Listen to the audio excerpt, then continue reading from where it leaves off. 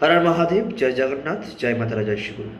আজকে আলোচনা করব শনি আর কেতুর কমিউনিকেশন নিয়ে, যাকে বলা হয় জ্যোতিষ ভাষায় সাধু সর্পযোগ। আমি কাল সর্পযোগের থেকেও সাধু সর্পযোগকে বেশি গুরুত্ব দিই, কারণ সাধু সর্পযোগ এমন একটা যোগ বা দোষ আপনার যখন তখন লাইফকে আনপ্রেডিক্টেবল করতে পারে। আপনি আজকে প্রচুর টাকা কামাচ্ছেন, কালকে আপনি জিরো হতে পারেন।